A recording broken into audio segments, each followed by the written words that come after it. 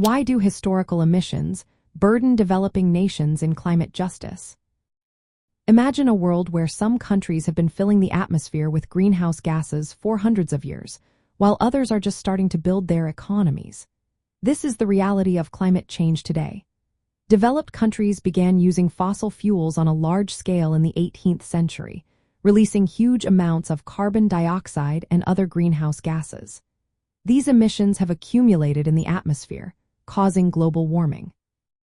Countries like the United States, the United Kingdom, Germany, and France have contributed for more to this buildup than developing nations. Their economic growth and technological progress are closely linked to these emissions. This history creates a fairness problem. It is only right to ask why countries that emitted the most are not the ones suffering the worst effects now.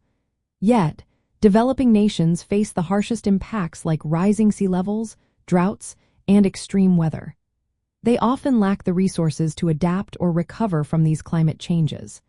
This imbalance raises questions about responsibility and justice. International agreements recognize that countries with a bigger historical footprint should do more to fix the problem. This idea is called common but differentiated responsibilities. It means all countries should act on climate change, but those with greater past emissions should take the lead and support others. The burden on developing nations shows up in many ways. First, the global carbon budget, the total amount of emissions we can have to stay under safe temperature limits, is mostly used up by developed countries' past emissions. This leaves less room for developing nations to grow without worsening climate change. Second, these countries suffer more from climate disasters despite having contributed very little to causing them. Their limited financial and technical resources make it harder to protect their people and infrastructure. Third, international policies sometimes pressure developing nations to cut emissions quickly, even if they lack the funds or technology to do so.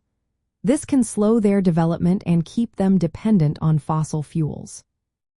Another challenge is climate finance. Wealthy countries have promised to provide funds to help poorer nations adapt and recover from climate impacts. But these promises are often delayed or fall short. This creates frustration and questions about fairness. Supporting developing nations involves more than money. It also means sharing clean technology and building capacity so they can develop sustainably and reduce emissions over time. Addressing these issues requires recognizing the historical role of developed countries. They need to give developing nations a fairer share of the remaining carbon budget. This allows them to grow without exceeding safe limits. It also means providing timely financial support and technology transfer. Creating mechanisms like the Loss and Damage Fund is essential to compensate vulnerable countries for climate harms linked to past emissions. In the end, climate justice asks us to acknowledge past wrongs and work together to create a fairer future.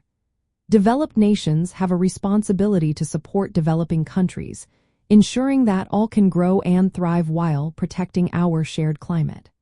This balance between ethics and politics is key to solving the climate crisis fairly and effectively.